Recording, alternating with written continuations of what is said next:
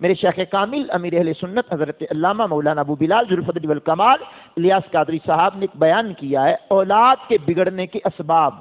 اس میں آپ فرماتے ہیں ایک نوجوان کو اس کے جرم کی پاداش میں پھانسی کا حکم ہوا اور پھانسی دینے کے لیے اسے تختہ دار پر لایا گیا کہ اسے پھانسی دی جائے. اور پھانسی دینے سے پہلے اسے پوچھا گیا تیری کوئی آخری خواہش ہے جس کو پورا کیا جائے؟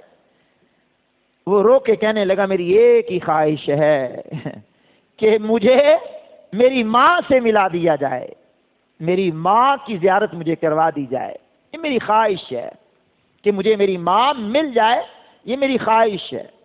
کہا ٹھیک ہے. اس کی ماں کو طلب کیا گیا.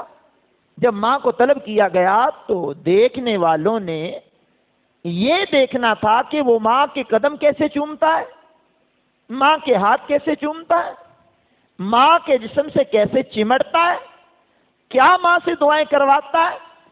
لیکن ان دیکھنے والوں کی آنکھیں پھٹی کی پھٹی رہ گئیں کہ وہ نوجوان جلدی سے اپنی ماں کی طرف آیا اور اپنے ماں کے کان نوچتا ہے, چہرے پہ تھپڑ مارتا ہے, دھکے دیتا ہے.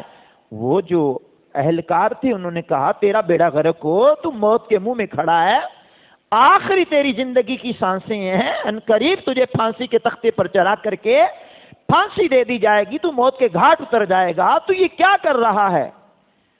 اس نوجوان نے درد بھرے انداز میں کہا یہی میری ماں ہے جس کی وجہ سے آج میں تختہ دار پر چڑھا ہوا ہوں اور پھانسی کا پھندا میرے گلے میں ڈلنے والا ہے, تو مجرم میری ماں ہے, اسی کی وجہ سے میں آج پھانسی کے گھاٹ اترنے والا ہوں. انہوں نے کہا یہ کیسے ہوا؟